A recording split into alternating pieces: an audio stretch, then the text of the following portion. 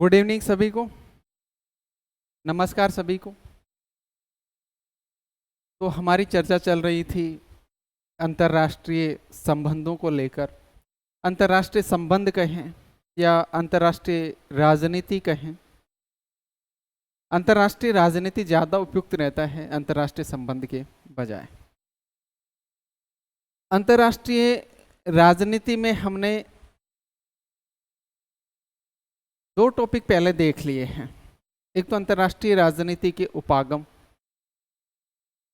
और दूसरा टॉपिक हमने पढ़ा था राष्ट्रीय शक्ति की अवधारणा। और आपका जो पोस्ट ग्रेजुएशन वाला सिलेबस है, उस पोस्ट ग्रेजुएशन वाले सिलेबस में अंतर्राष्ट्रीय राजनीति के 3 टॉपिक डाल रखे हैं। पहला है अंतर्राष्ट्रीय राजनीति के उपागम, जो हो चुका है। दूसरा टॉपिक है राष्ट्रीय शक्ति की अवधारणा, वो भी हो चुका है। और तीसरा टॉपिक है राष्ट्रीय हित, जिस पे आज की क्लास में हम चर्चा करने वाले हैं। कमला जी गुड इवनिंग, संगीता जी गुड इवनिंग। आज की क्लास में हम चर्चा करने वाले हैं राष्ट्रीय हित पर। राष्ट्रीय हित,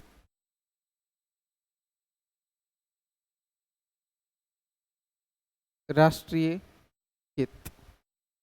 देखो, हम राष्ट्रीय हित की बात करें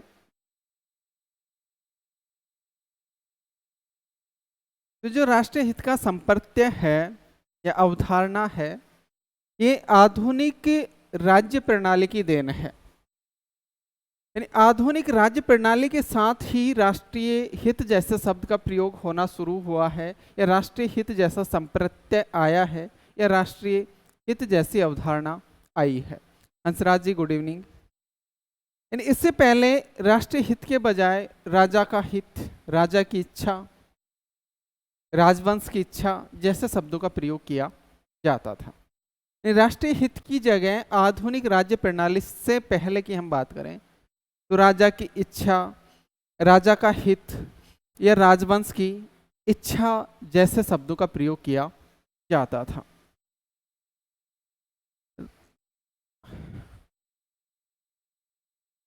अंतर्राष्ट्रीय राजनीति में भाग लेने वाले कार्यकर्ता राष्ट्र होते हैं, राज्य होते हैं। राज्य यहाँ स्टेट नहीं है, राष्ट्र यानी कंट्री। अंतर्राष्ट्रीय राजनीति में भाग लेने वाले जितने भी कार्यकर्ता हैं, अर्थात जो विभिन्न राष्ट्र हैं और जो अंतर्राष्ट्रीय राजनीति में भाग लेते हैं, वो जब भी अपने अंतर्राष्ट्रीय राजनीति में भाग लेंगे या अपने कार्यों का संचालन करेंगे, अपनी नीतियों का संचालन करेंगे, तो उसमें राष्ट्रीय हित का बड़ा योगदान होता है, या राष्ट्रीय हित बड़ा ही महत्वपूर्ण तत्व होता है। अंतर्राष्ट्रीय नीति का निर्धारण करते समय, विदेश नीति का निर्धारण करते समय, अंतर्राष्ट्रीय राजनीति में भाग लेते समय सबसे ज़्यादा जो बल दिया जाता है वो राष्ट्रीय हित की पूर्ति पर दिया जाता है। सहदेव जी गुड इवनिंग। तो इस तरह हम कह सकते हैं कि ये जो राष्ट्रीय हित है, ये विदेश नीति का प्राण है। विदेश नीति का प्राण है राष्ट्रीय हित। विदेश नीति का प्राण है क्योंकि किसी भी देश की विदेश नीति सफल है या असफल है, इस बात का निर्धारण उस राष्ट्रीय हित के आधार पर किया जाता है। अर्थात वह उससे संबंधित देश की जो विदेश नीति है, राष्ट्रीय हित को प्राप्त करने में कितना सफल रही है। जितना ज़्यादा सफल रही है राष्ट्रीय हित को प्राप्त करने में, इसका मतलब वह विदेश नीति उतनी ही ज़्यादा सफल है। और राष्ट्रीय हित को प्राप्त करने में असफल रहती है, इसका मतलब विदेश नीति उसकी असफल है। तो राष्ट्रीय हित विदेश नीति का प्राण है, और विदेश नीति की सफलता और असफलता है वो राष्ट्रीय हित पर निर्भर करती है। तो राष्ट्रीय हित की हम बात करें, थोड़ा सा लिख लेते हैं। तो राष्ट्रीय हित की जो अवधारणा है, ये आधुनिक राज्य प्रणाली के आविर्भाव से आई है। राष्ट्रीय हित संप्रत्यय की शुरुआत आधुनिक राज्य प्रणाली के आविर्भाव से हुई है। आविर्भाव से हुई है। और जब आधुनिक राज्य प्रणाली का आविर्भाव नहीं हुआ था, उदय नहीं हुआ था, तो उससे पहले राष्ट्रीय हित को कहा जाता था। इससे पहले राष्ट्रीय हित को राजा की इच्छा और राजवंश का हित जैसे शब्दों का प्रयोग किया जाता था राष्ट्रीय हित के लिए। तो इससे पहले राजा की इच्छा,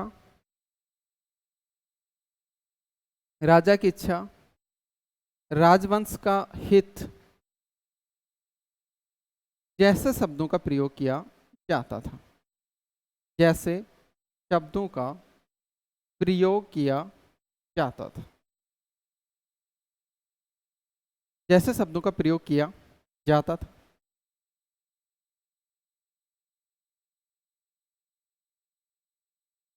अंतर्राष्ट्रीय राजनीति में भाग लेने वाले कार्यकर्ता, अंतर्राष्ट्रीय राजनीति में भाग लेने वाले कार्यकर्ता कौन होंगे? राष्ट्र होंगे।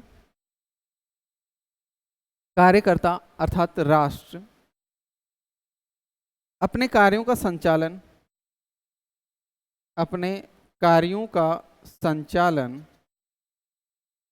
जिस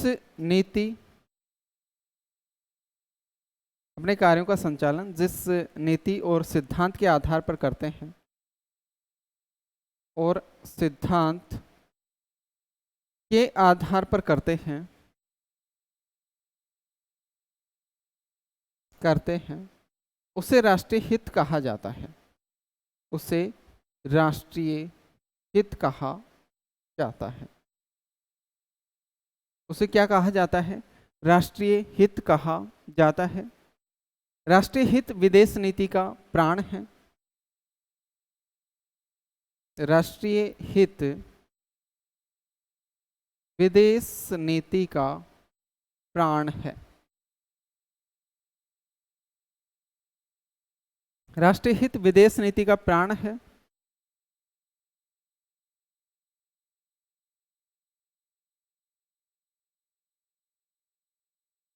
क्योंकि राष्ट्रीय हित के आधार पर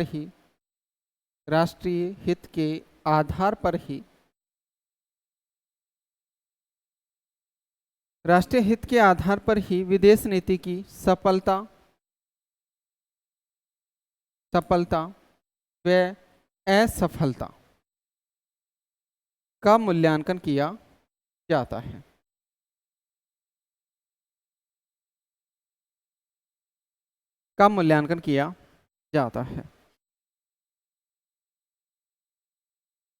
हम सामान्यतः कह सकते हैं कि राष्ट्रीय हित वो सामान्य दीर्घकालिक उद्देश्य हैं जिनको अंतर्राष्ट्रीय राजनीति में व्यवहार करते समय प्रत्येक राज्य प्राप्त करना चाहता है। अर्थात जब भी कोई राष्ट्र अंतर्राष्ट्रीय राजनीति या विश्व राजनीति में व्यवहार करेगा तो इन राष्ट्रीय हितों को प्राप्त करना वह चाहेगा, और ये सामान्यतः दीर्घकालीन उद्देश्य होते हैं। सामान्यतः मैं बात कर रहा हूं कि सामान्यतः दीर्घकालीन ये उद्देश्य होते हैं। तो सामान्य परिभाषा हम क्या दे सकते हैं राष्ट्रीय हित की? कि राष्ट्रीय हित ऐसे सामान्य दीर्घकालीन उद्देश्य होते हैं,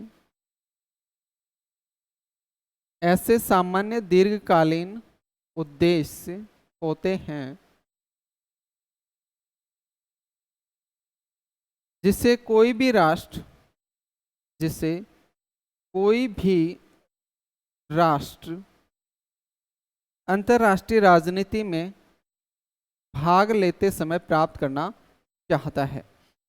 अंतर्राष्ट्रीय राजनीति में भाग लेते समय प्राप्त करना चाहता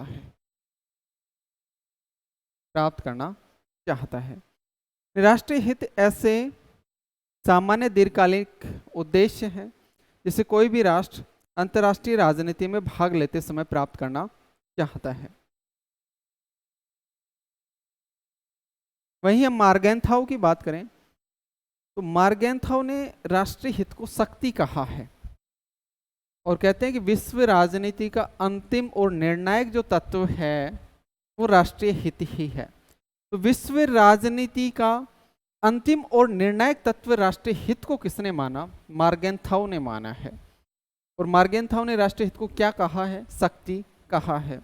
तो मार्गेंथाउ ने राष्ट्रीय हित को शक्ति कहा है। मार्गेंथाउ ने राष्ट्रीय हित को शक्ति कहा है तथा विश्व राजनीति का अंतिम व निर्णायक तत्व माना है। विश्व राजनीति का अंतिम व निर्णायक तत्व माना है। विश्व राजनीति का अंतिम तत्व और निर्णायक तत्व माना है। वहीं हम बात करें जोसेफ फ्रैंकेल की, तो जोसेफ फ्रैंकेल ने राष्ट्रीय हित को विदेश नीति का आधारभूत सिद्धांत माना है। ऐसे क्वेश्चन बन सकते हैं। तो जो मार्गेंथाउ की बात हो गई, जोसेफ फ्रैंकेल की हम बात करें, जोसेफ फ्रैंकेल, और जोसेफ फ्रैंकेल ने राष्ट्रीय हित को विदेश नीति का आधारभूत सिद्धांत माना है। इन्होंने राष्ट्रीय हित को विदेश नीति का आधार स्तंभ माना है। विदेश नीति का आधारभूत सिद्धांत माना है। आधारभूत सिद्धांत माना है। वहीं एक और विद्वान हैं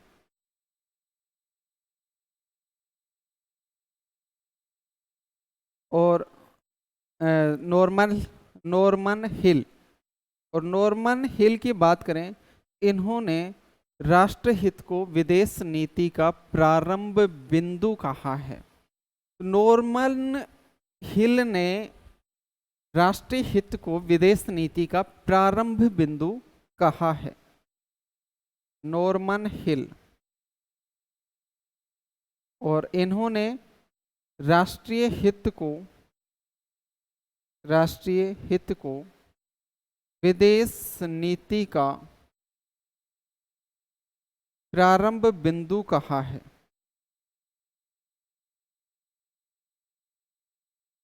राष्ट्रीय हित को विदेश नीति का प्रारंभ बिंदु किसने कहा है? नॉर्मन हिल ने कहा है। वही हम रेमो आरो की बात करें, रेमो आरो कहता है कि राष्ट्रीय हित की एक निश्चित परिभाषा देना संभव नहीं है। प्रत्येक देश का अलग अलग राष्ट्र हित हो सकता है, किसी का कुछ होगा, किसी का कुछ होगा। जो पूंजीवादी देश हैं वो अपने पूंजीवाद का विस्तार करना, अंतर्राष्ट्रीय राजनीति में साम्राज्यवाद का विस्तार करना, दूसरे देशों पर नियंत्रण स्थापित करना, यही अपना राष्ट्रीय हित समझेंगे। वहीं जो विकासशील देश हैं, विकासशील देश अपना आर्थिक, सामाजिक, सांस्कृतिक, राजनीतिक विकास करने को राष्ट्रीय हित समझेंगे। तो अलग अलग राष्ट्र के अकॉर्डिंग अलग अलग राष्ट्रीय हित होगा, जिसकी एक निश्चित परिभाषा देना संभव नहीं है। और इसी के संदर्भ में रेमो आरो ने लिखा है कि राष्ट्रीय हित की परिभाषा अस्पष्ट है। इसी कारण रेमो आरो लिखता है कि राष्ट्रीय हित की अवधारणा, राष्ट्रीय हित की अवधारणा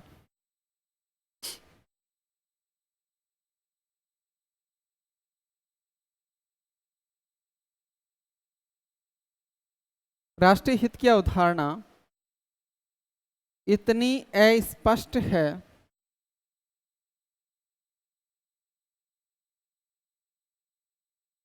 कि यह अर्थहीन है,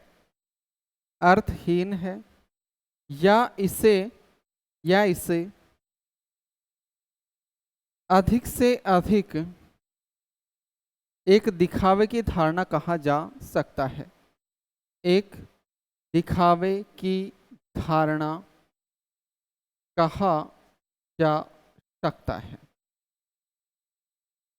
राष्ट्रीय हित की अवधारणा इतनी अस्पष्ट है कि यह अर्थहीन है या इससे अधिक एक दिखावे की अवधारणा या धारणा कहा जा सकता है। ये कहा रेमो आरो ने। ये किसने कहा? रेमो आरो ने कहा।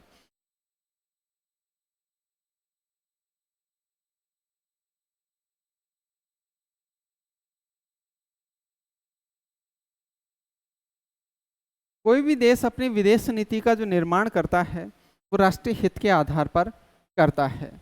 इस कारण विदेश नीति का एक महत्वपूर्ण तत्व है राष्ट्रीय हित। कोई भी देश विदेश नीति का निर्धारण राष्ट्रीय हित के आधार पर करता है। निर्धारण राष्ट्रीय हित के आधार पर करता है।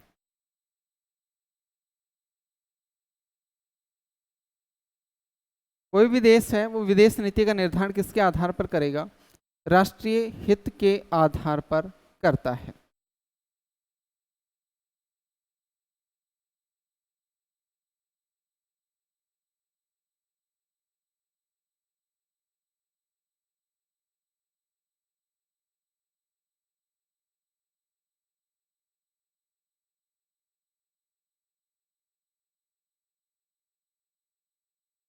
जसमत चौधरी जी नमस्कार। एक और विद्वान है पॉल सीबरी। पॉल सीबरी और पॉल सीबरी ने राष्ट्रीय हित के 3 अर्थ बताए हैं। इन्होंने राष्ट्रीय हित के 3 अर्थ बताए हैं। पहला अर्थ बताया इन्होंने कि वे आदर्श लक्ष्य या हम ऐसे कह सकते हैं वे भविष्य के आदर्श लक्ष्य जिनको प्रत्येक राष्ट्र प्राप्त करना चाहता है वो क्या होगा? राष्ट्रीय हित होगा। अर्थात पहला अर्थ तो ये बताया कि राष्ट्रीय हित है, भविष्य के आदर्श लक्ष्य हैं जिनको प्रत्येक राष्ट्र प्राप्त करना चाहता है। तो पहला अर्थ क्या बताया कि वे भविष्य के आदर्श लक्ष्य जिनको प्रत्येक राष्ट्र प्राप्त करना चाहता है।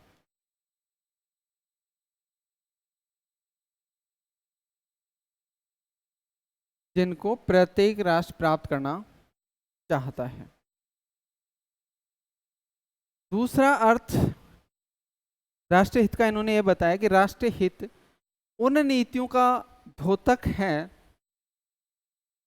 जिनको एक राष्ट्र व्यवहार में प्रयोग लाता है। यानी वो नीतियां जिनको राष्ट्र व्यवहार में प्रयोग लाता है उन नीतियों का द्योतक है राष्ट्रीय हित। तो दूसरा अर्थ इन्होंने क्या बताया कि राष्ट्रीय हित उन नीतियों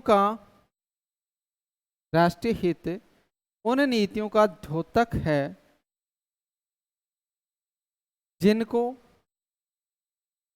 जिनको राष्ट्र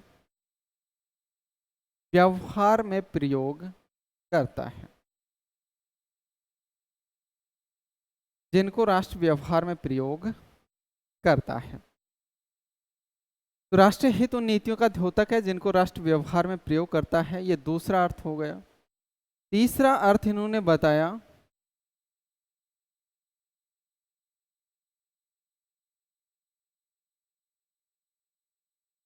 कि तीसरा अर्थ वह होगा जो राष्ट्र के नीति निर्धारक या नीति निर्माता उसको देना चाहते हैं। राष्ट्रीय हित का तीसरा अर्थ वह अर्थ होगा जिसको उस देश के नीति निर्माता या नीति निर्णायक या नीति का निर्माण करने वाले देना चाहें, वह अर्थ होता है। तो पॉल सीबरी के अनुसार राष्ट्रीय हित का तीसरा अर्थ है राष्ट्रीय हित का अर्थ वह हो सकता है, राष्ट्रीय हित का अर्थ वह हो सकता है जो किसी राष्ट्र के विदेश नीति निर्धारक उसे देना चाहें।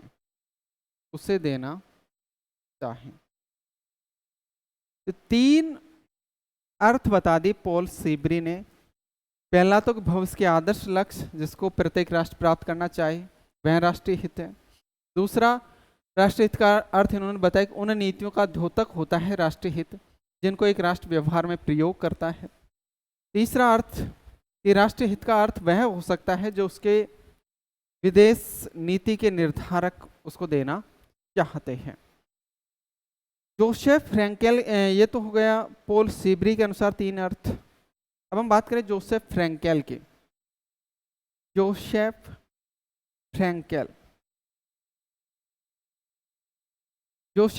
फ्रैंकेल की पुस्तक है नेशनल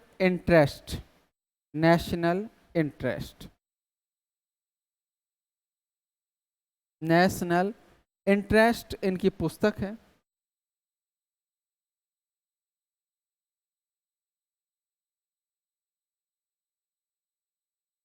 और इस पुस्तक में इन्होंने राष्ट्रीय हित की परिभाषा दी है। और राष्ट्रीय हित की परिभाषा ये देते हैं कि राष्ट्रीय हित राष्ट्र की आकांक्षाओं, विदेश नीति के क्रियात्मक व्याख्यात्मक विवादों का निरूपण करने वाला तत्व है।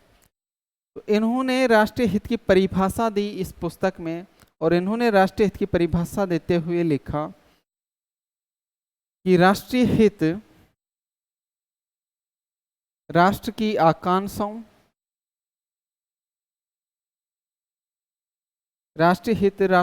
आकांक्षाओं, विदेश नीति के क्रियात्मक व्याख्यात्मक तथा विवादों का निरूपण करने वाला तत्व है। विवादों का निरूपण करने वाला तत्व है। विवादों का निरूपण करने वाला तत्व है। ये परिभाषा दी जोसेफ फ्रैंकेल ने अपनी पुस्तक नेशनल इंटरेस्ट में।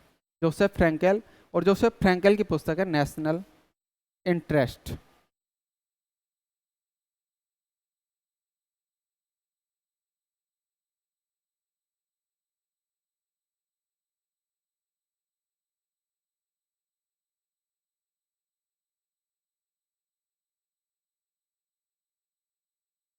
अब हम बात करते हैं राष्ट्रीय हित के प्रकार।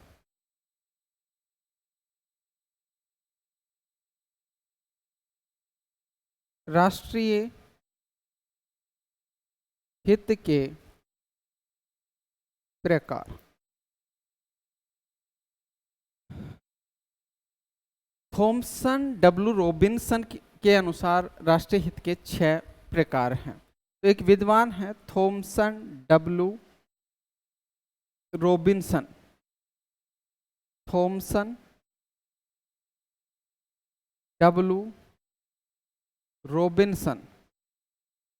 और थॉमसन डब्ल्यू रॉबिन्सन ने राष्ट्रीय हित के 6 प्रकार बताए हैं।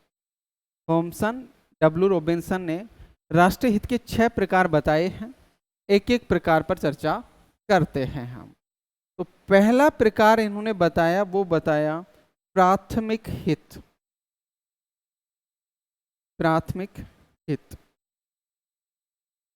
और प्राथमिक हित में वो राष्ट्रीय हित आएंगे जो राज्य के लिए सबसे महत्वपूर्ण होते हैं, यानी वे राष्ट्रीय हित या वे हित जो राज्य के लिए सर्वाधिक महत्व वाले हैं, वो क्या कहलाएंगे?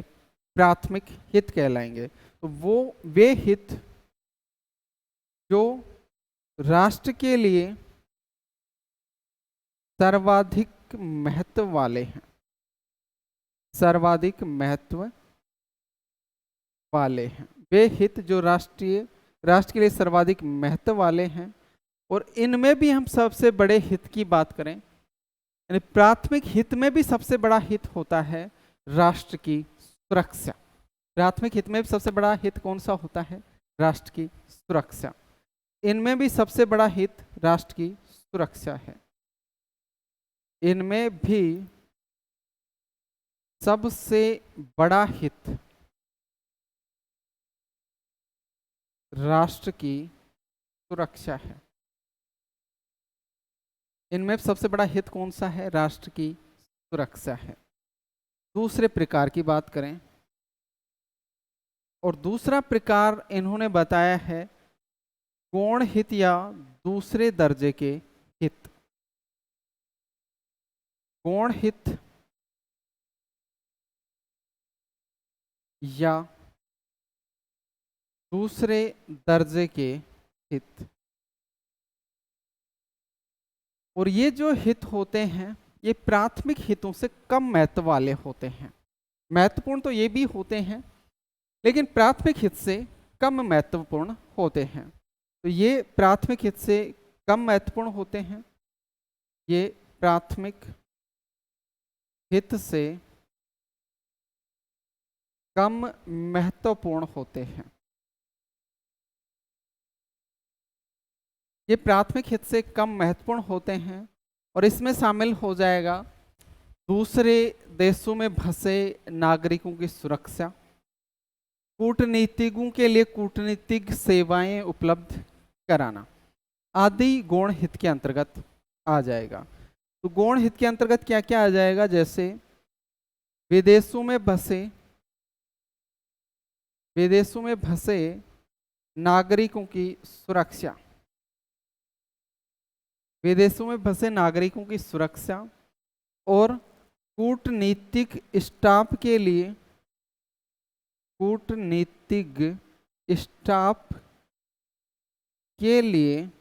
कूटनीतिज्ञ सुविधाएं उपलब्ध कराना। कूटनीतिज्ञ सुविधाएं उपलब्ध कराना। कूटनीतिक स्टाफ के लिए कूटनीतिज्ञ सुविधाएं उपलब्ध कराना, ये किसके अंतर्गत आ जाएंगे? ये दूसरे दर्जे के हित या गौण हित के अंतर्गत आ जाएंगे।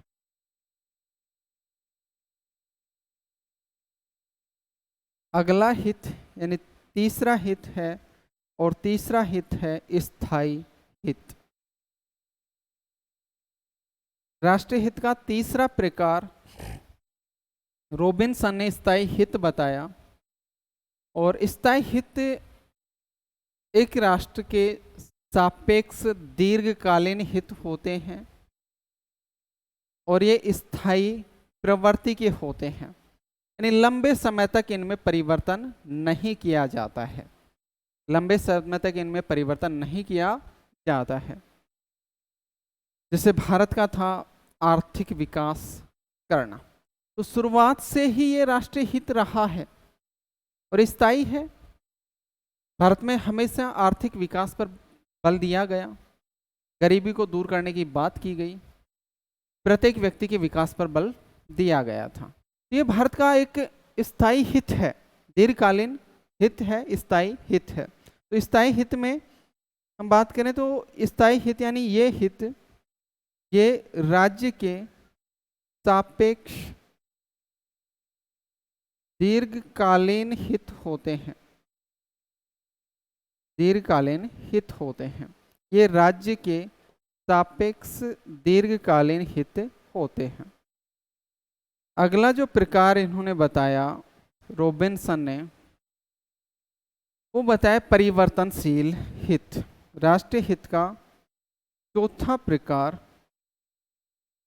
परिवर्तनशील हित, अर्थात ऐसे हित जो परिस्थितियों पर निर्भर करते हैं, जो परिस्थितियों के अनुसार रहते हैं।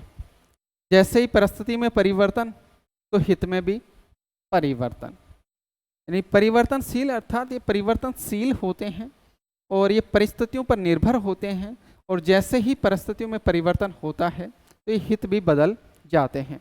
परिस्थितियों में परिवर्तन के साथ ही राष्ट्रीय हित में परिवर्तन आ जाता है, जिनको क्या कहा जाता है, परिवर्तनशील कहा जाता है। तो इनकी हम बात करें तो ये परिस्थितियों पर आधारित होते हैं, परिस्थितियों पर आधारित होते हैं, आधारित होते हैं। परिस्थितियों में परिवर्तन से इनमें भी परिवर्तन आ जाता है। परिस्थितियों में परिवर्तन आने पर इनमें भी परिवर्तन आ जाता है। परिस्थितियों में परिवर्तन आने पर इनमें भी परिवर्तन आ जाता है।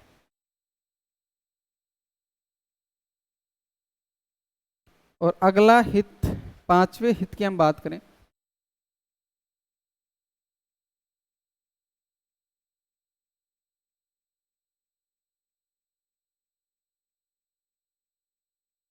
पांचवा हित बताया है सामान्य हित, यानी राष्ट्रीय हित का रॉबिन्सन ने पांचवा प्रकार बताया सामान्य हित, अर्थात ऐसे हित जो बहुत से राष्ट्रों के होते हैं, यानी बहुत से राष्ट्रों पर सामान्य रूप से लागू होते हैं, बहुत से क्षेत्रों में लागू होते हैं, जैसे कूटनीतिक क्षेत्र में, आर्थिक क्षेत्र में, सामाजिक क्षेत्र में, व्यापारिक क्षेत्र में एक जैसा ही लागू होते हैं। उनको कहा जाता है सामान्य हित। सामान्य हित का मतलब क्या हो जाएगा कि ऐसे हित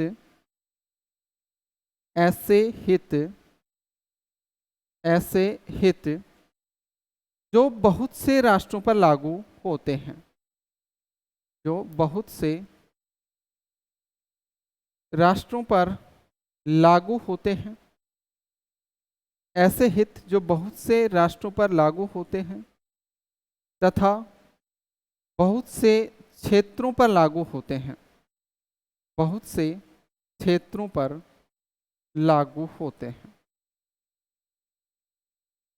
ऐसे हित जो बहुत से राष्ट्रों पर लागू होते हैं, बहुत से क्षेत्रों पर लागू होते हैं। और क्षेत्रों की बात करें हम, जैसे अर्थव्यवस्था का क्षेत्र हो गया, व्यापार का क्षेत्र हो गया, कूटनीतिक संबंध का क्षेत्र हो गया, कूटनीतिक संबंध का क्षेत्र हो गया। ये क्षेत्र हैं जो विभिन्न क्षेत्रों में लागू होते हैं। तो कुछ उदाहरण हमने लिखे हैं, और इन हितों के उदाहरण की हम बात करें, जैसे विश्व में शांति की स्थापना करना, प्रत्येक राष्ट्र चाहता है। निशस्त्रीकरण, अधिकतर राष्ट्र चाहते हैं। शस्त्रों का नियमन, अधिकतर राष्ट्र चाहते हैं।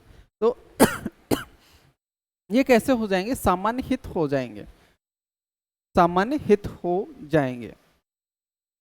Nidhi ji good evening. यानी विश्व में शांति की स्थापना करना, निशस्त्रीकरण, शस्त्रों का नियमन आदि सामान्य हित हैं। तो सामान्य हित के उदाहरणों में हम लिख सकते हैं निशस्त्रीकरण,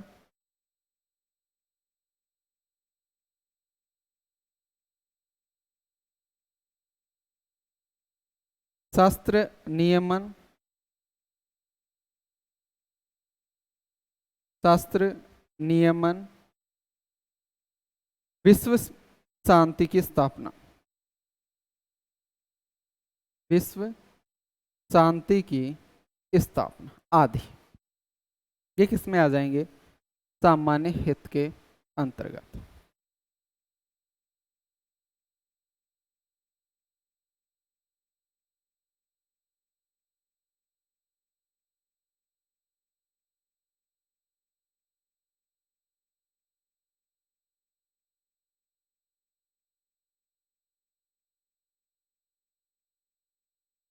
अगला छठा प्रकार है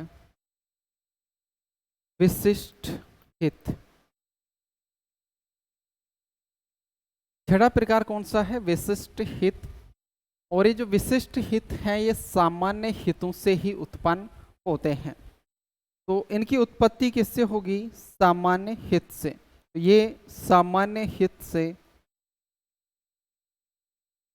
उत्पन्न होते हैं, उत्पन्न होते हैं।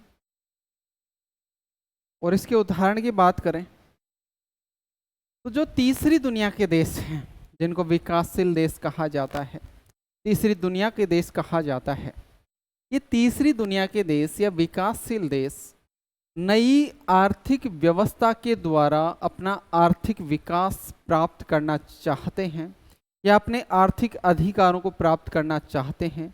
यही इनका विशिष्ट हित है। अर्थात विकासशील देशों के द्वारा नई आर्थिक व्यवस्था के द्वारा अपने आर्थिक अधिकारों को प्राप्त करना विकासशील देशों का क्या है? विशिष्ट हित है। यानी ऐसा हित केवल विकासशील राष्ट्रों का ही है, विकसित देशों का नहीं है, विकसित देशों का नहीं है, ना ही अविकसित का है ऐसा, क्योंकि अविकसित तो विकासशील और विकसित देशों पर पूरी तरह से निर्भर होते हैं। तो विशिष्ट हित मतलब ये राष्ट्र विशेष का विशिष्ट होता है, जो किसी दूसरे का नहीं होता है। उदाहरण में हम यहाँ लिख सकते हैं कि तीसरी दुनिया के राष्ट्रों द्वारा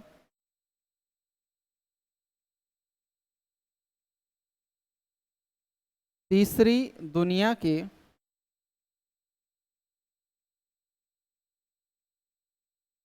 राष्ट्रों द्वारा नई आर्थिक व्यवस्था के द्वारा अपने आर्थिक अधिकारों को प्राप्त करना, अपने आर्थिक अधिकारों को प्राप्त करना, अपने आर्थिक अधिकारों का प्राप्त करना ही क्या है? इनका विशिष्ट उद्देश्य है। तो ये हो गए राष्ट्रीय हित के 6 प्रकार, राष्ट्रीय हित के 6 प्रकार। और ये 6 प्रकार बताए किसने हैं? थॉमसन डब्ल्यू रॉबिन्सन ने। पहला हित प्राथमिक हित, दूसरा हित गौण हित या दूसरे दर्जे का हित, तीसरा हित स्थायी हित, चौथा राष्ट्रीय हित परिवर्तनशील हित, पांचवा राष्ट्रीय हित सामान्य हित, और छठा राष्ट्रीय हित है विशिष्ट हित। ठीक है। इसके अलावा थॉमसन डब्ल्यू रॉबिन्सन ने अंतरराष्ट्रीय हित भी बताए हैं। राष्ट्रीय हित के 6 प्रकार बताए, और राष्ट्रीय हित के 6 प्रकार के अलावा अंतरराष्ट्रीय हित के 3 प्रकार भी थॉमसन ने बताए हैं। तो अंतरराष्ट्रीय हित के प्रकार, अंतरराष्ट्रीय हित के प्रकार, और Thomson W Robinson, Thomson W Robinson, Thomson W Robinson ने अंतरराष्ट्रीय हित के 3 प्रकार बताए हैं। कितने प्रकार बताए? अंतरराष्ट्रीय हित के 3 प्रकार। और ये 3 प्रकार इन्होंने बताए: सामान्य हित, पूरक हित और विरोधी हित। सामान्य हित, पूरक हित और विरोधी हित, ये 3 प्रकार बताए रॉबिन्सन ने अंतरराष्ट्रीय हित के। सामान्य पहले हित की बात करें तो पहला हित बताया सामान्य हित। ऐसा हित जो विभिन्न राष्ट्रों का समान होता है, यानी विभिन्न राष्ट्रों का समान हित क्या हो जाएगा? सामान्य हित कहलाएगा। तो वे हित जो विभिन्न राष्ट्रों के समान होते हैं, विभिन्न राष्ट्रों के समान होते हैं। वे हित जो विभिन्न राष्ट्रों के समान होते हैं, सामान्य हित। दूसरा हित का प्रकार इन्होंने बताया पूरक हित, पूरक हित।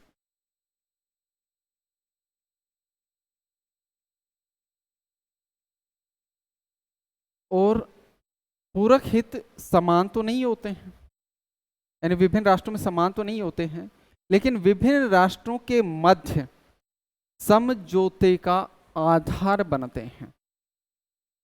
विभिन्न राष्ट्रों के मध्य समझौते का आधार बनते हैं। तो पूरक हित वो हित होंगे जो विभिन्न राष्ट्रों के मध्य, विभिन्न राष्ट्रों के मध्य समझौते का आधार होते हैं। विभिन्न राष्ट्रों के मध्य समझौते का आधार होते हैं, ये कहलाते हैं पूरक हित। और तीसरा हित का प्रकार अंतर्राष्ट्रीय हित के प्रकार। तीसरा अंतर्राष्ट्रीय हित का प्रकार डब्ल्यू रॉबिन्सन ने बताया विरोधी हित, विरोधी हित।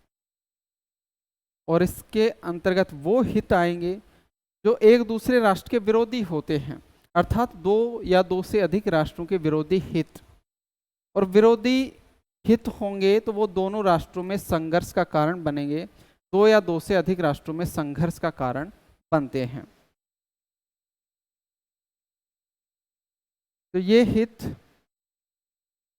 दो या अधिक राष्ट्रों के, दो या अधिक राष्ट्रों के विरोधी हित होते हैं। दो या अधिक राष्ट्रों के विरोधी हित होते हैं और विरोधी हित होने के कारण ये संघर्ष का कारण बन जाते हैं, दोनों राष्ट्रों में लड़ाई झगड़े का कारण बन जाते हैं। तो ये संघर्ष का कारण बनते हैं।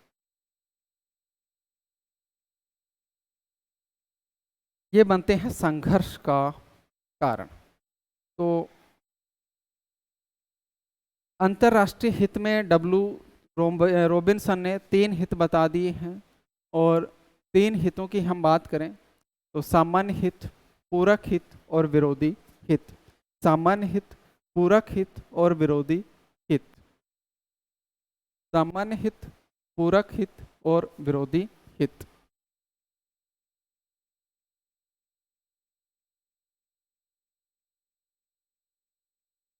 विरोधी होते हुए हितैषी कैसे बन सकते हैं? हित है, समझिए इसको। विरोधी हित है, हितैषी का मतलब क्या है? विरोधी हित का मतलब है कि दो राष्ट्रों के विरोधी हित, यानी एक राष्ट्र के लिए अच्छा हो सकता है तो दूसरे राष्ट्र के लिए बुरा हो सकता है वह हित। या दो राष्ट्रों के ऐसे हित जो आपस में टकराव पैदा करते हैं, एक दूसरे के उल्टे हैं, वो होंगे विरोधी हित। यानी हित का मतलब, राष्ट्रीय हित का मतलब है एक राष्ट्र का हित, और अंतर्राष्ट्रीय हित का मतलब है कि दो या दो से अधिक राष्ट्रों का हित। अंतर्राष्ट्रीय राजनीति के संदर्भ में आ जाएंगे ये। और इसमें दो या दो से अधिक राज्यों की बात की जा रही है। दो या दो से अधिक राज्यों का हित है जो एक दूसरे के विरोधी हैं, एक के लिए अच्छा है दूसरे के लिए बुरा है। तो विरोधी होंगे, जहां विरोध होगा वहां संघर्ष होगा, जहां विरोध होगा वहां क्या होगा? संघर्ष होगा। इनका उदाहरण, सबसे अच्छा उदाहरण पूंजीवाद और साम्यवाद। पूंजीवाद और साम्यवाद ये विभिन्न राष्ट्रों के विरोधी हित थे, और इसी विरोध के कारण पूरा विश्व ही दो गुटों में बंट चुका था। पूंजीवाद के समर्थक का नेतृत्व करता यूएसए था और साम्यवाद का समर्थक यूएसएसआर था। तो जितने भी पूंजीवादी गुट के थे जितने भी पूंजीवादी गुट के थे, ये पूंजीवाद का प्रचार प्रसार करना चाह रहे थे, पूंजीवाद की मान्यताओं को विश्व में लागू करना चाह रहे थे। इनको इस बात का भय था कि साम्यवाद पूंजीवाद को समाप्त कर देगा। तो जो जो राष्ट्र पूंजीवाद थे, उनके सामान्य हित थे, समान हित थे, और वो एक गुट में मिल गए। दूसरी तरफ थे साम्यवादी। साम्यवादी थे, वो पूंजीवाद को समाप्त करना चाह रहे थे।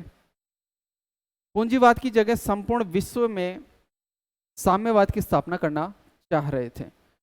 तो साम्यवादी पूंजीवाद को उखाड़ फेंकना चाह रहे हैं, और पूंजीवादी साम्यवाद का प्रसार रोकना चाह रहे हैं। पूंजीवादी तो साम्यवाद का प्रसार रोकना चाह रहे हैं, और साम्यवादी पूंजीवाद को उखाड़ फेंकना चाह रहे हैं। तो पूंजीवादियों का राष्ट्रीय हित क्या है? साम्यवाद के प्रसार को रोकना। और साम्यवादियों का राष्ट्रीय हित है पूंजीवादियों को उखाड़ फेंकना। दोनों के विरोधी हैं, और दोनों के विरोधी होने के कारण संघर्ष का कारण बना। शीत युद्ध का दौर चला, पूरा विश्व दो भागों में बंट चुका था। ये इनका एग्जाम्पल हम दे सकते हैं।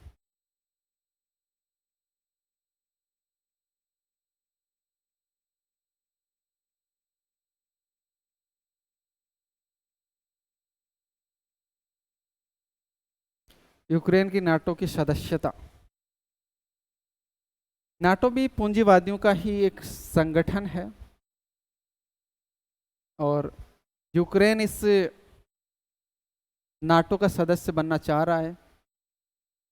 उधर से रूस कह रहा है कि मत बन, क्योंकि रूस यूक्रेन पूंजीवाद के इस नाटो की तरफ आने से पहले रूस का हिस्सा हुआ करता था, तो साम्यवादी था। बाद में जैसे यूएसएसआर का विघटन हुआ, यूक्रेन अलग हो गया, और उसका झुकाव पूंजीवाद की तरफ है। तो यही है इनका दोनों का कारण। युद्ध का भी कारण यही है कि रूस कहता है कि मेरा छोटा भाई है तू, दुश्मन के साथ मत मिल, नहीं तो मैं तेरे को समाप्त कर दूंगा। यूक्रेन कहता है कि भाई भाई अब हम हो गए न्यार है, अब मैं तो दुश्मन के साथ ही जा रहा हूं, तुझे करना है तो कर। तो ऐसा कुछ चल रहा है इनमें। तो ये हमने 3 अंतर्राष्ट्रीय हितों की बात की। अब हम बात करते हैं कि राष्ट्रीय हित को प्रभावित करने वाले तत्व कौन कौन से हैं। राष्ट्रीय हित को प्रभावित करने वाले तत्व।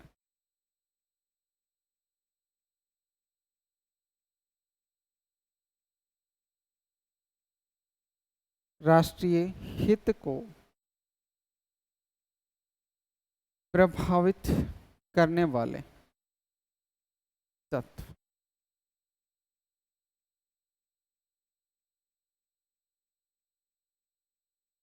पहला तत्व है शासन प्रणाली, यानी एक देश की शासन प्रणाली कैसी है, शासन व्यवस्था कैसी है, ये राष्ट्रीय हित को प्रभावित करती है। माना कि उसमें लोकतांत्रिक उदारवादी पूंजीवादी प्रणाली है, तो उसका जो राष्ट्रीय हित होगा वो पूंजीवाद का समर्थन में होगा, उदारवाद की स्थापना का होगा, वैश्वीकरण का होगा, भूमंडलीकरण का होगा। वहीं यदि उसमें साम्यवादी शासन प्रणाली है, तो साम्यवादी शासन प्रणाली पूंजीवाद को समाप्त करना चाहेगी, मजदूर वर्ग का शासन स्थापित करना चाहेंगे। तो उनका हित यही होगा कि अंतर्राष्ट्रीय क्षेत्र में पूंजीवाद समाप्त हो, मजदूर वर्ग का शासन हो,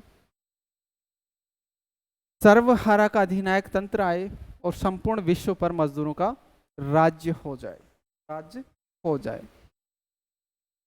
तो हित बदलते हैं शासन प्रणाली की वजह से। जैसी शासन प्रणाली वैसा उसका राष्ट्रीय हित। तो शासन प्रणाली भी राष्ट्रीय हित को प्रभावित करती है। दूसरा जो तत्व राष्ट्रीय हित को प्रभावित करता है वो है नेतृत्व।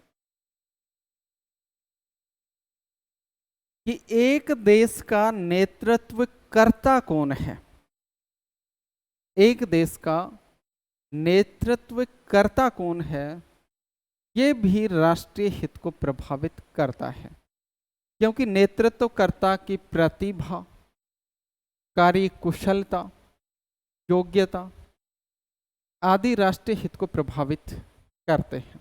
यूक्रेन और रूस का ही उदाहरण देख सकते हैं कि एक तरफ रूस का जो नेतृत्व करता है पुतिन है, जिनको काफ़ी एक्सपीरियंस हम बता सकते हैं शासन व्यवस्था का। दूसरी तरफ यूक्रेन के जेलेंस्की हैं, जो एक कॉमेडियन थे और कॉमेडियन से यूक्रेन के नेतृत्वकर्ता बन गए। और यूक्रेन के नेतृत्वकर्ता बनने के बाद उसने एक तरफ उसको नाटो ने भड़काया, अमेरिका जैसे देशों ने भड़काया और उनके बहकावे में आ गया और रूस से पंगा उसने शुरू कर दिया। बल्कि उसको ऐसा नहीं करना चाहिए था, क्योंकि रूस की शक्ति और यूक्रेन की शक्ति में काफी डिफरेंट था, अंतर है। तो ये सब किस पर निर्भर हुआ? नेतृत्वकर्ता पर हुआ। एक योग्य, अनुभवी, कुशल, दूरदर्शी नेतृत्व करता होता तो रूस से समझौता करने का प्रयास करता, न कि युद्ध करने का प्रयास करता। तो नेतृत्वकर्ता पर भी राष्ट्रीय हित निर्भर करता है। तीसरा है वो भौगोलिक स्थिति है।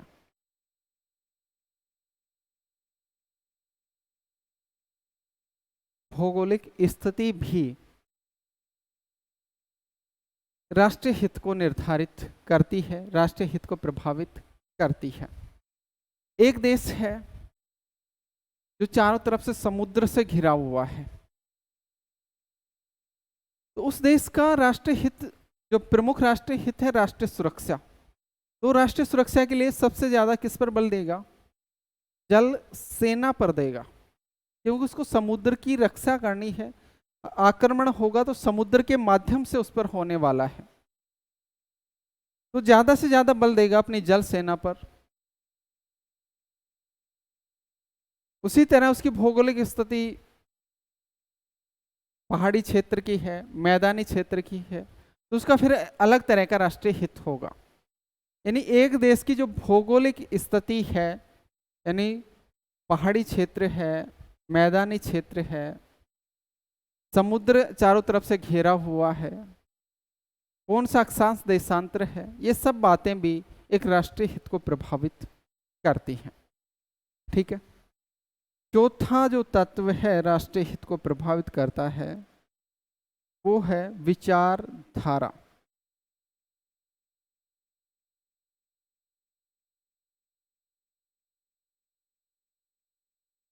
एक देश की विचारधारा भी राष्ट्रीय हित को प्रभावित करती है। भारत जब आजाद हुआ तो भारत ने जो विचारधारा अपनाई अपने देश के आर्थिक विकास के लिए, वो मिश्रित साम्यवादी विचारधारा लेकर चला एक देश के आर्थिक विकास के लिए, और उसी के अकॉर्डिंग उसका राष्ट्रीय हित निर्धारित हुआ। पंचवर्षीय योजनाएं आई। दूसरी तरफ अंतर्राष्ट्रीय राजनीति में गुट निरपेक्षता की नीति का पालन किया। विचारधारा अपनाई कि ना तो मैं यूएसए वाले गुट में जाऊंगा, पूंजीवादी गुट में, और ना ही मैं यूएसएसआर वाले गुट में जाऊंगा, साम्यवादी गुट में, बल्कि मैं इन दोनों गुटों से अलग रहूंगा, दोनों की सहायता प्राप्त करूंगा, और उस विचारधारा को कहा गया गुट निरपेक्षता।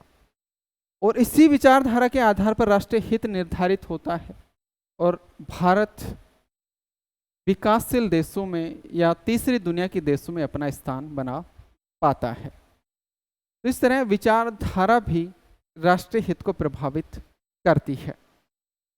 चौथा जो तत्व है, जो तकनीकी व आर्थिक विकास।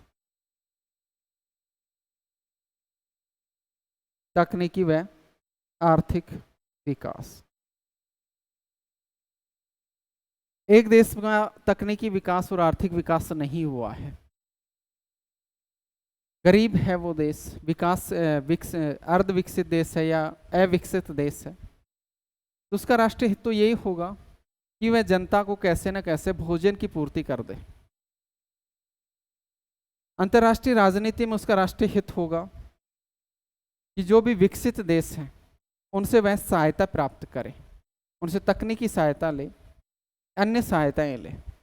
और यदि किसी देश के पास उच्च तकनीकी विकास हो चुका है, किसी देश का उच्च आर्थिक विकास हो चुका है, तो अब उस राष्ट्र का हित क्या होगा कि वो जो जिस तकनीकी का उसने विकास किया है वो अन्य राज्यों को हस्तांतरित करे और उनको अपने पक्ष में लेकर आए, उनको अपना पिछलग्गू बनाए, उन पर अपने प्रभाव की स्थापना करें।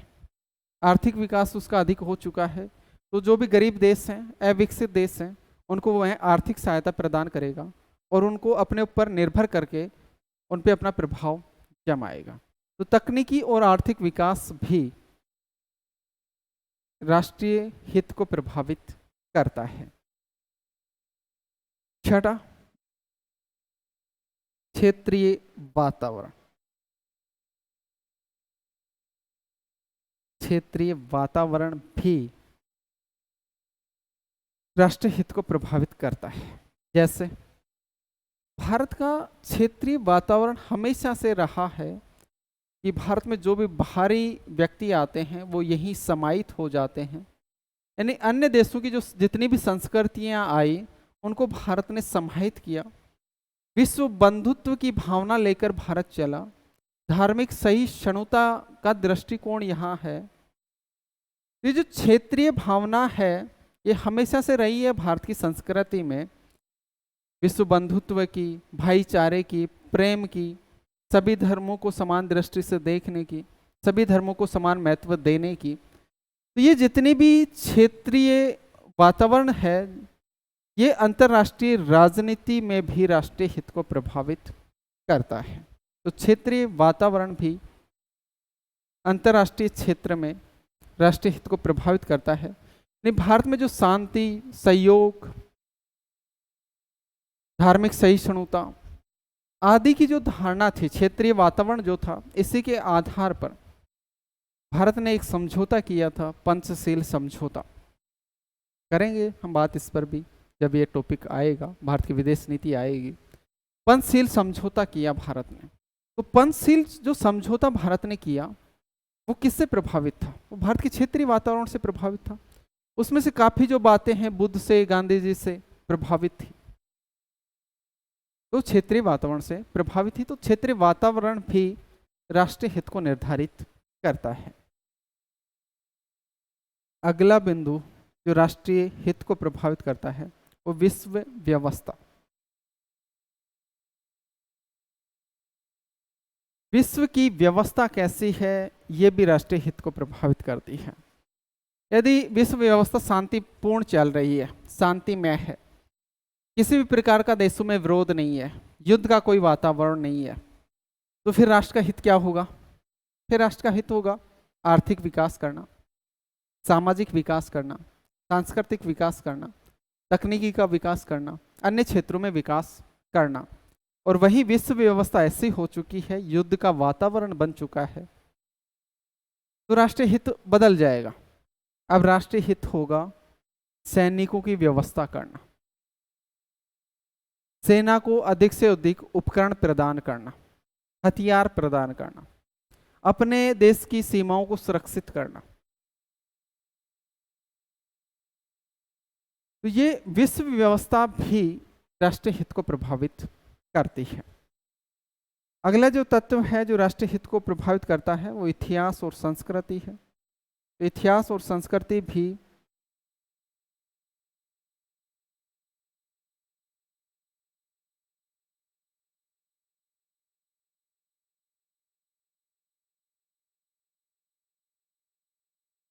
इतिहास और संस्कृति भी 7 और 8वां बिंदु जो राष्ट्रीय हित को प्रभावित करता है वो इतिहास व संस्कृति है। इतिहास व संस्कृति। इतिहास और संस्कृति भी राष्ट्रीय हित को प्रभावित करता है। विकास दर, यानी एक देश की आर्थिक विकास दर है, यह भी राष्ट्रीय हित को प्रभावित करता है। राष्ट्र का आकार, राष्ट्र का आकार भी राष्ट्रीय हित को प्रभावित करता है। तो हमने 9-10 बिंदु देखे जो राष्ट्रीय हित को प्रभावित करते हैं, जैसे शासन प्रणाली, नेतृत्वकर्ता, राज्य की भौगोलिक स्थिति, विचारधारा, तकनीकी व आर्थिक विकास, क्षेत्रीय वातावरण, विश्व व्यवस्था, इतिहास व संस्कृति, विकास दर, राष्ट्र का आकार। ये तत्व हैं जो राष्ट्रीय हित को प्रभावित करते हैं। अब राष्ट्रीय हितों की अभिवृद्धि के साधन क्या हैं, उन पे बात कर लेते हैं। राष्ट्रीय हित की अभिवृद्धि के साधन,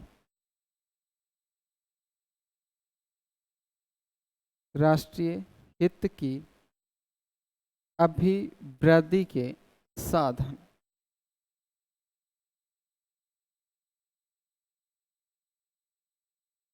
पांच साधन हम बता सकते हैं कि कूटनीति, दूसरा प्रचार, तीसरा साधन है आर्थिक सहायता एवं ऋण, आर्थिक सहायता एवं ऋण, चौथा है गठबंधन व संधियां, और पांचवा है अवपीड़क साधन युद्ध। अवपीड़क साधन युद्ध, ये पांच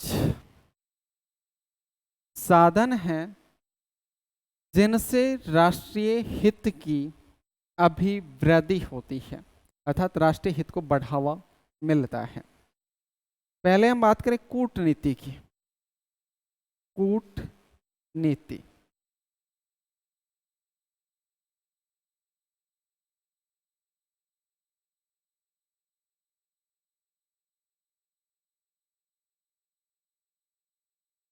पहले बात तो करें कूटनीति क्या है।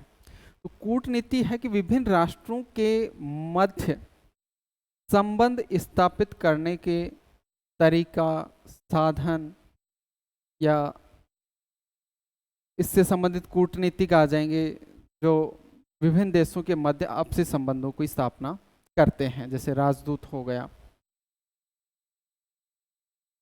तो कूटनीति का मतलब है कि राष्ट्रों के बीच संबंध स्थापित करने वाले साधन, यानी कूटनीति के माध्यम से ही एक देश की विदेश नीति दूसरे देश के तक पहुंचती है। ये जो पांच साधन हमने देखे हैं, इनमें सबसे महत्वपूर्ण, सबसे ज़्यादा प्रयोग किया जाने वाला और सबसे ज़्यादा मान्य कोई साधन है राष्ट्रीय हित की अभिवृद्धि का, वो कूटनीति ही है। तो कूटनीति राष्ट्रीय हितों को प्राप्त करने वाले साधनों में, राष्ट्रीय हितों को प्राप्त करने वाले साधनों में कूटनीति सर्वमान्य, कूटनीति सर्वमान्य तथा बहुत अधिक प्रयोग में आने वाला साधन है। बहुत अधिक प्रयोग में आने वाला साधन है। कूटनीति के द्वारा ही एक देश की विदेश नीति दूसरे देश तक पहुंचती है। कूटनीति के द्वारा ही एक देश की विदेश नीति दूसरे देश तक पहुंचती है, दूसरे देश तक पहुंचती है। कूटनीति के द्वारा ही एक देश की नीति दूसरे देश तक पहुंचती है।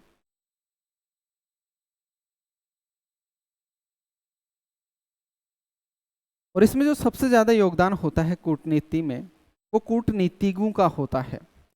सर्वाधिक योगदान किसका होता है? कूटनीतिज्ञों का। और ये जो कूटनीतिज्ञ हैं, ये दूसरे देश के नीति निर्माताओं से, दूसरे देश के कूटनीतिज्ञों से संबंध स्थापित करते हैं और राष्ट्रीय हित की प्राप्ति व अभिवृद्धि के लिए समझौता वार्ता करते हैं। तो कूटनीतिज्ञ, ये जो कूटनीतिज्ञ हैं, ये दूसरे देश के नीति निर्माताओं व कूटनीतिज्ञों से संपर्क करते हैं, कूटनीतिज्ञों से संबंध स्थापित करते हैं, से संबंध स्थापित करते हैं।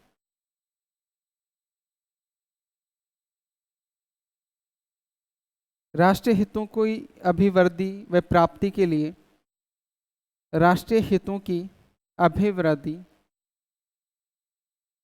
व प्राप्ति के लिए समझौता वार्ता करते हैं, समझौता वार्ता करते हैं। राष्ट्रीय हितों की अभिवृद्धि और प्राप्ति के लिए समझौता वार्ता करते हैं। तो पहला साधन हो गया कूटनीति, राष्ट्रीय हित की अभिवृद्धि का। राष्ट्रीय हित की अभिवृद्धि का दूसरा साधन है प्रचार। दूसरा साधन है प्रचार। और प्रचार एक बिक्रीकारी कला है। प्रचार एक बिक्रीकारी कला है।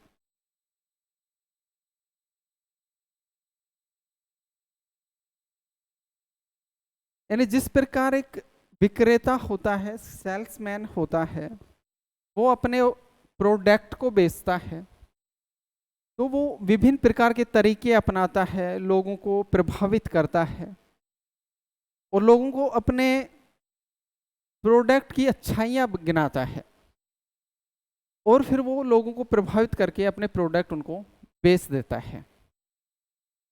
उसी तरह प्रचार का प्रयोग भी अंतर्राष्ट्रीय राजनीति के अंतर्गत राष्ट्रीय हितों को न्याय संगत ठहराने के लिए किया जाता है। विदेश नीति को न्याय संगत और उचित ठहराने के लिए प्रयास किया जाता है। यानी सरकारें रेडियो के माध्यम से, टेलीविज़न के माध्यम से, वीडियो फिल्मों के माध्यम से या अन्य जो भी उपकरण हैं, प्रचार के साधन जो भी हैं, उनके माध्यम से अपनी विदेश नीति को, अपने राष्ट्रीय हित को औचित्य और न्याय संगत ठहराने का प्रयास करते हैं प्रचार के माध्यम से। ये क्या हो गया? प्रचार। तो प्रचार एक बिक्रीकारी कला है और यह दूसरों को अपने लक्ष्यों तथा उद्देश्यों की न्याय संगतता से प्रभावित करने की कला है। न्याय संगतता से प्रभावित करने की कला है। रेडियो, टेलीविजन, समाचार पत्र, विशिष्ट प्रकाशन,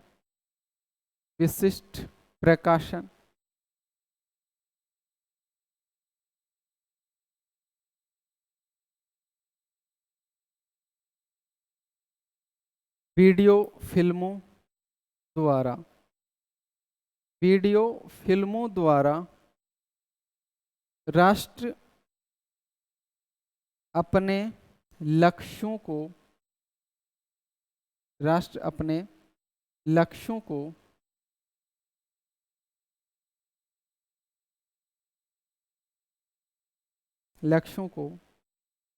न्याय संगत एवं अनिवार्य बताने का प्रयास करता है। न्याय संगत व अनिवार्य बताने का प्रयास करता है।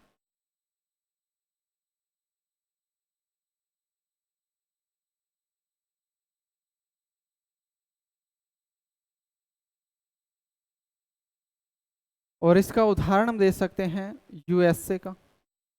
यूएसए ने इस प्रसार तकनीकी का प्रयोग साम्यवाद के प्रसार को रोकने के लिए किया है और जिसमें वह सफल भी रहा है।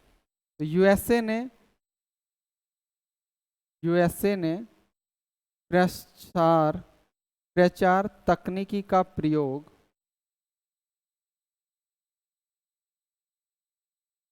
साम्यवाद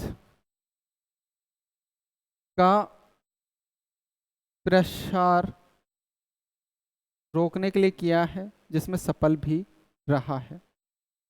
का प्रसार रोकने में किया है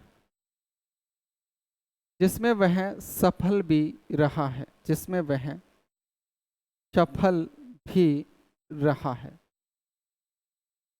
जिसमें वह सफल भी रहा है।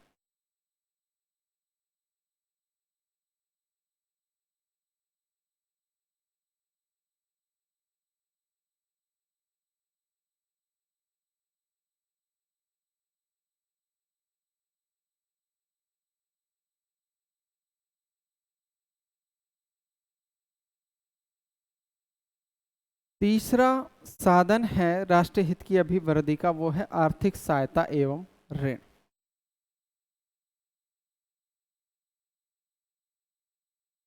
आर्थिक सहायता व ऋण। और इस साधन का जो प्रयोग करते हैं वो विकसित देश करते हैं। इस साधन का प्रयोग कौन करते हैं? इस साधन का प्रयोग करते हैं विकसित देश। और विकसित देश अपने राष्ट्रीय हितों की पूर्ति के लिए जो कमजोर राष्ट्र हैं उनको आर्थिक सहायता प्रदान करते हैं, ऋण प्रदान कर देते हैं ब्याज वगैरह पर। और आर्थिक सहायता और ऋण प्रदान करके उस देश पर अपना प्रभाव जमा लेते हैं, वहां से अपने राष्ट्रीय हितों की पूर्ति करते हैं। तो ये प्रयोग किसके द्वारा किया जाता है? इसका उपयोग विकसित देशों के द्वारा किया जाता है। और इसके द्वारा विकसित देश कमजोर देशों को विकसित देश कमजोर देशों को आर्थिक सहायता व ऋण देकर उस पर प्रभाव जमाकर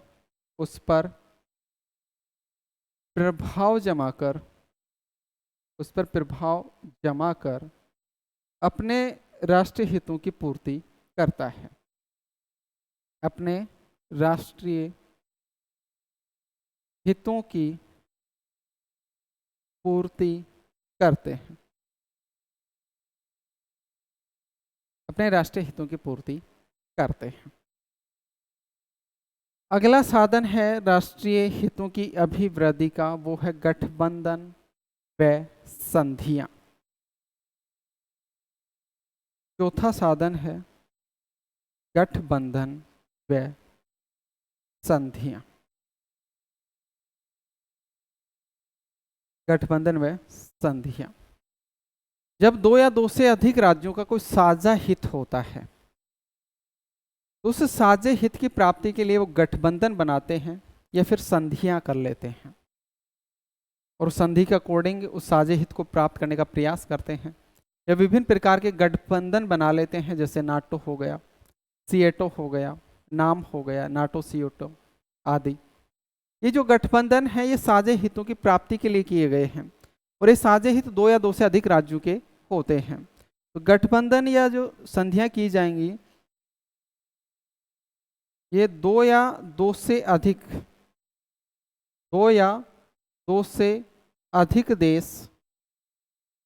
देश अपने साझे हितों की प्राप्ति के लिए गठबंधन या संधियां करते हैं। दो या दो से अधिक देश अपने साझा हितों की प्राप्ति के लिए गठबंधन या संधियां करते हैं। ठीक है, पांचवें तत्व पर चलते हैं। पांचवा साधन जो अंतर्राष्ट्रीय हित की अभिवृद्धि करता है और वो है अवपीड़क साधन युद्ध।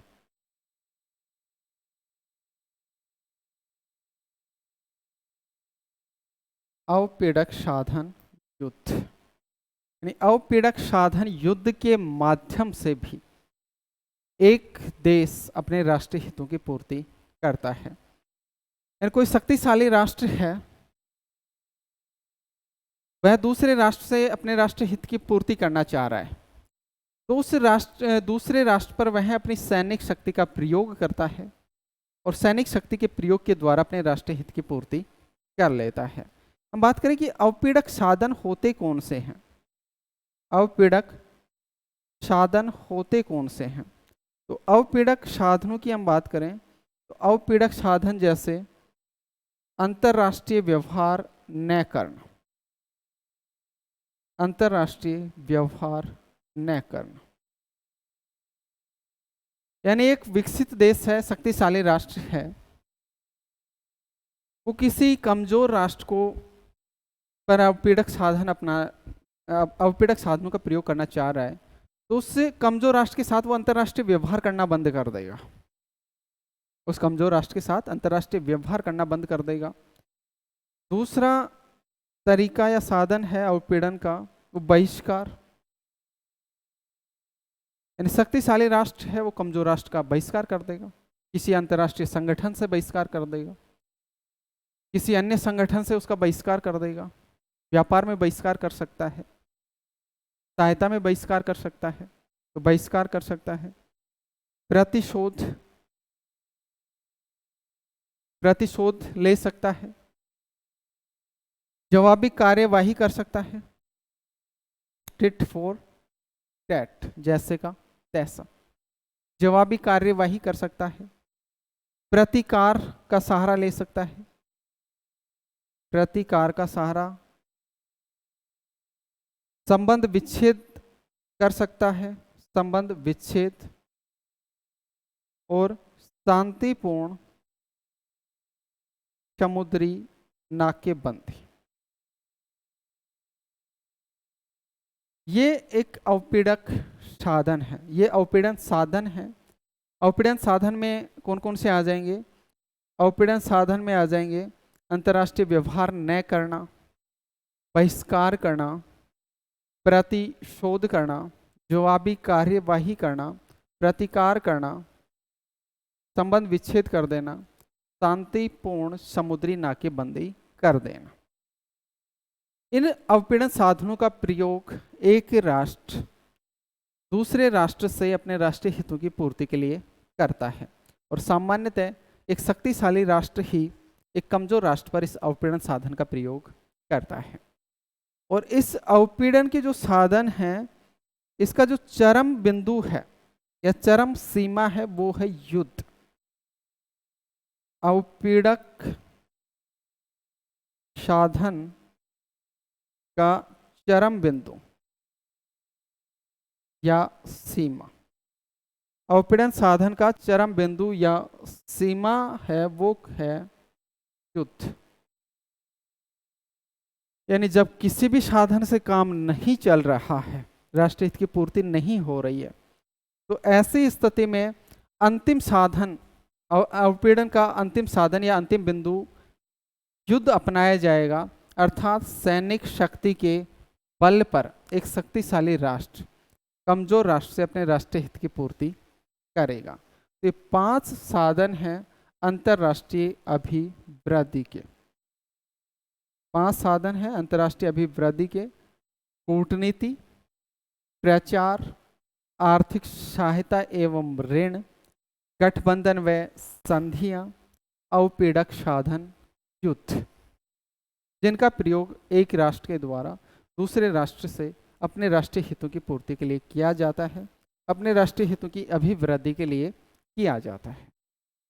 तो ये हो गए राष्ट्रीय हित की अभिवृद्धि के साधन।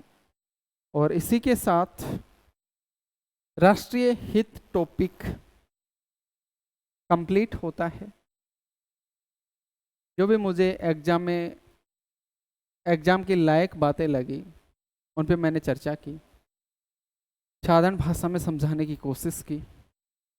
यहाँ तक किसी को कोई प्रॉब्लम है तो पूछ सकते हो, अन्यथा फिर हम क्लास को समाप्त करते हैं।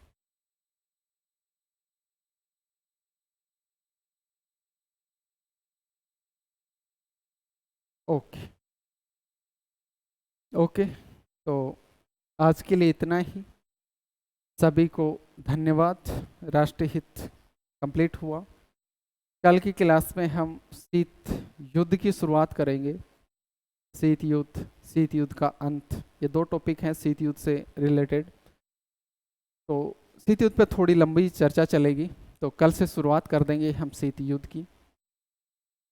बाद में पढ़ते वक्त आपको किसी भी प्रकार की दिक्कत आती है जो ऑफलाइन देखेंगे, अभी ऑनलाइन नहीं है, लाइव नहीं है, बाद में देखेंगे, तो उनको भी कोई दिक्कत आती है तो वो चैट का ऑप्शन है आपके पास ऐप पर, वहाँ आप अपनी मैसेज डाल दीजिए, या तो वहीं आंसर दे दिया जाएगा या नेक्स्ट क्लास में चर्चा हम उसकी कर लेंगे। ठीक है, तो आज की क्लास को हम यहीं समाप्त करते हैं। सभी को धन्यवाद।